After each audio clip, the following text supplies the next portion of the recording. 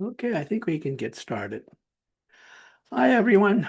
My name is Joe Sergi, and this is Module 4 of my self-help kit on the flourishing life. This is the audio-visual component of Module 4. So for more detail, you could read the script version of this module on Michael's website. Michael stands for the Management Institute for Quality of Life Studies. And the URL address of Michael's is miqols.org. And the title of Module 4 is Flourishing Activities and Love Life. Again, Flourishing Activities and Love Life. Love is a fundamental aspect of human existence that plays a central role in achieving enduring happiness. It enriches our lives in numerous ways, providing emotional support, fostering positive relationships, giving meaning to our experiences, and promoting overall well-being. Love provides emotional fulfillment by fostering a deep emotional connection that satisfies our innate need for belonging and intimacy. Love provides support and security by creating an environment where people feel safe, valued, and understood. Knowing that there's someone who cares for you provides a sense of security and stability, which are crucial elements for persistent happiness. Love is a conduit for positive relationships. Love fosters positive relationships with romantic partners, family members, or friends through companionship, shared experiences, and mutual support, all of which contribute to a sense of happiness and well-being over time. Love builds resilience. It does so by acting as a buffer against life's challenges and adversities. When faced with difficulties, having a strong support system for loved ones can help individuals cope better and bounce back more effectively, thus enhancing overall happiness. Love provides purpose and meaning. It gives meaning to our lives by providing us with a sense of purpose beyond ourselves. Love nurtures relationships and cares for others.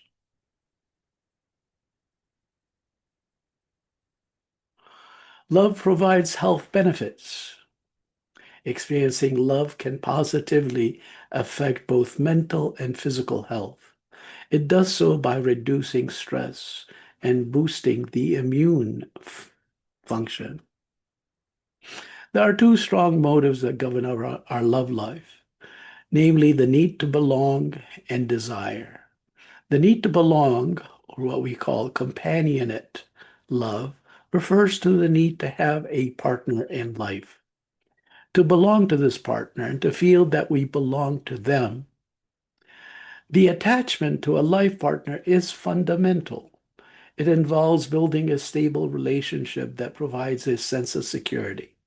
Families are built around this need. The propagation of our species and others in the animal kingdom is built around this need. To meet this need to the fullest, we invest resources in creating and sustaining romantic relationships with significant others. This means investing time, effort, and perhaps money too. In contrast, romantic type activities are also related to the need for desire, or what we call passionate love. Desire involves lust, excitement, and passion. You have likely felt romantic desire at some point in your life, especially strongest in the early stages of any relationship. Usually, desire wanes and the feelings of lust, excitement, and passion dissipate over time. Investing time, effort, and money is necessary to keep passionate love alive and in turn ensure your love life flourishes. Examples of flourishing activities in love life, including planning a date, take your partner out for a romantic dinner, While dining, don't talk about the mundane. Talk about exciting things like getting together with good friends, going on a cruise and traveling to exotic places. Talk about shared past events that you found exciting or future events. Take your partner to an exotic location and make love. Use your imagination to inject more excitement into the relationship. Passionate love is commonly referred to in layman's term as puppy love, a crush, love sickness,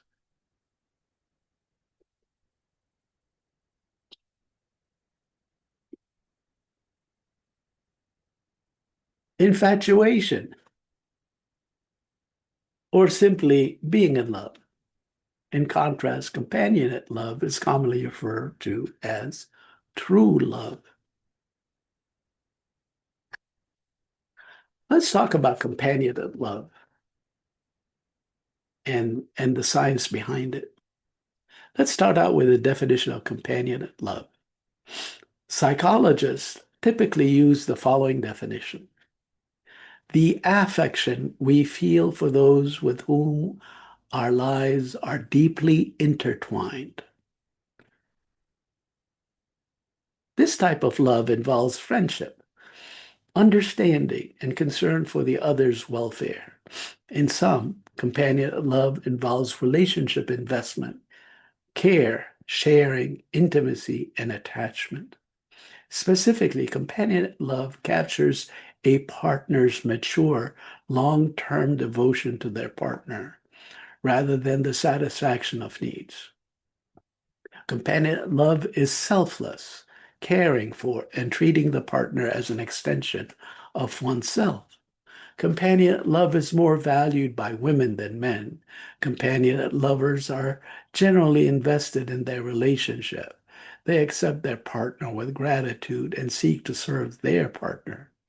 Companion lovers are not obsessed with their partners. The focus is on unity and harmony. Their attachment to their partners tend to be secure. There are feelings of joy and sexual desire, of course, but these feelings are translated into the form of affection and fondness.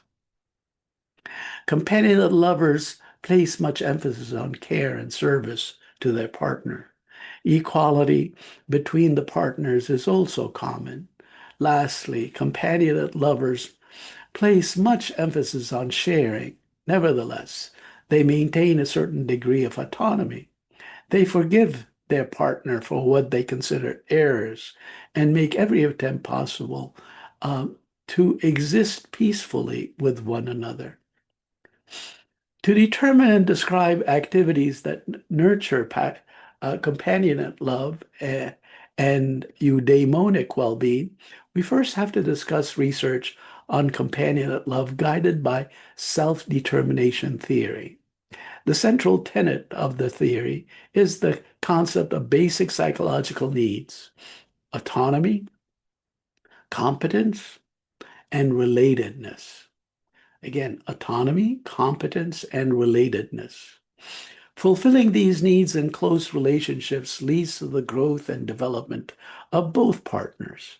Autonomy literally means self-rule and refers to self-initiation, volition, and willing endorsement of one's behavior. The opposite of autonomy is heteronomy, which involves feeling compelled, compelled or controlled in one's behavior. Competence refers to the propensity to experience challenge and mastery in one's activities. And finally, relatedness or the need to belong refers to the tendency to form strong, stable interpersonal bonds. How one achieves relatedness is the focus of the most traditional relational theories. Optimal functioning in romantic relationships occurs when partners actively attempt to meet the needs for autonomy, competence, and relatedness of both parties. Meeting the need for autonomy comes um, comes about when both parties try to understand each other's interests, preferences, and perspectives. Meeting the need for competence takes place when both parties provide clear, consistent, and reasonable expectations and structure.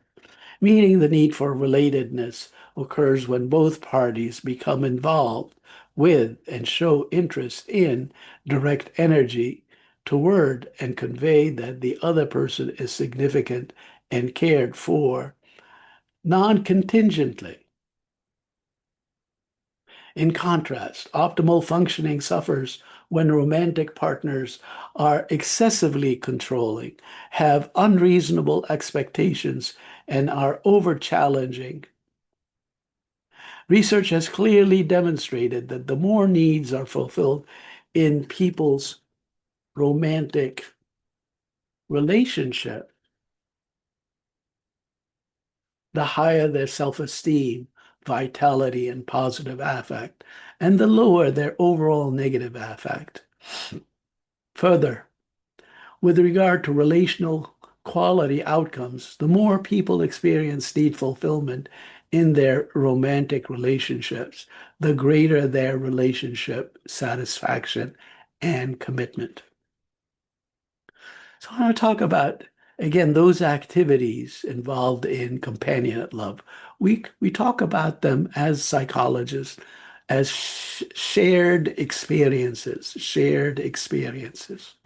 So recent research has shown that relatedness characterized in terms of shared experiences tend to promote companionate goals, captured by self-report statements such as, in my romantic relationship, I try to avoid being selfish or self-centered, doing things that are helpful for both me and my partner, which in turn contributes to eudaimonic well-being and partner satisfaction.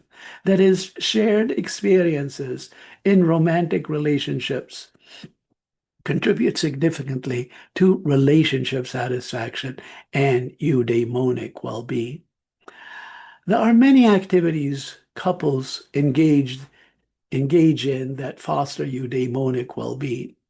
Examples include learning something new, traveling to exotic places, volunteering, creating a bucket list, cooking together, exercising together, engaging in home projects, hosting social events, and going out to see a movie or a comedy show, among others. That's just examples. Okay, now let's turn our attention to passionate love. Here's a good definition of passionate love. It is a state of intense longing for union with another. Passionate love involves passion, reciprocity, protection, unity, and attraction. The best way to appreciate the concept is to examine how psychologists measure it. A popular measure of passionate love is the Passionate Love Scale. This measure contains survey items into three categories, namely cognitive, emotional, and behavioral. The cognitive dimension contains three components: intrusive thinking and preoccupation with the partner, idealization of the other or of the relationship, and desire to know the other and be known. The emotional dimension contains five components: attraction to the other, especially sexual attraction, positive feelings when things go well, negative feelings when things go awry, longing for reciprocity and desire for complete and permanent union, and physiological arousal. The behavior dimension comprises four components: actions towards determining the other's feelings, studying the other person, service to the other, and maintaining physical closeness. Research has demonstrated that passionate lovers are driven by passion, sexual desire, and need satisfaction. Passionate love is likely experienced in the early stages of romantic relationship. Passionate love is more valued by men than women. This type of love may appear irrational at times. Passionate lovers have a deepened sense of physical unity, not necessarily friendship. The relationship is characterized by mutual benefits, not necessarily by selfless caretaking. Passionate lovers seek partners they perceive as special and remarkable. At times passes, passionate love tends to mature into companionate love. Here are suggested activities that can promote passionate love and eudaimonic well-being.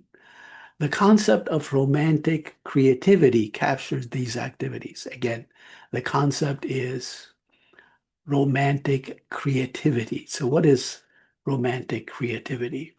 Here's a recognized definition of romantic creativity. Romantic creativity is a dyadic process that favors new and meaningful directions in a romantic relationship through dynamics of discovery and self-expansion in one or both members of the dyad.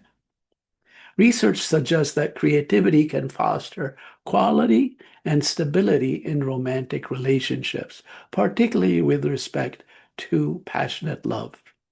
One study found compared with lone creators, individuals who create as a dyad tend to report higher levels of originality, stimulation, and enjoyment. This evidence suggests an association between dyadic creativity and well-being. Another study found that the personality trait openness to experience, which is associated with creativity, tends to correlate with passion. And another study, positive illusions about one's partner's physical appearance were found to predict passion too. That is, these study findings indicate that individuals with high creativity related personality traits and behaviors tend to find their partners especially attractive. Creativity can help prevent a decline in passion. In other words, it is important to prevent boredom in passionate love, which tends to decline over time. That is, given that relationships tend to dissolve once passionate love fades, partners must continually find ways to sustain it. Here are examples of activities of romantic creativity. Both partners can explore new geographical territories. That is, they may decide to move to a new country together, a new place, or learn maybe a new language together. Another example could relate to specific activities where one partner invites the other to participate together, say maybe in a triathlon or skydiving or spending a weekend fishing, dancing, or meditating. This activity could foster eudaimonic well-being as long as it involves trying new things and discovering them together and is perceived by both partners as meaningful. What is important is that both partners perceive the experience as meaningful enough to move them in novel directions in their life together. The underlying rationale is self-expansion. Self-expansion. Both partners desire to expand romantic relationship by seeking new stimuli. They seek such growth to improve their efficacy and develop new self-concepts. That is, they seek to develop new parts of their identity through challenging, arousing, and novel activity. Through self-expansion, we shape our identity to gain access to new types of resources, new friends through our partner's social network, new materials when partners cohabit together, more money,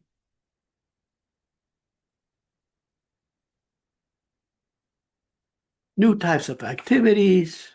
For example, one partner helping the other to discover new interests, such as classical music or eco-friendly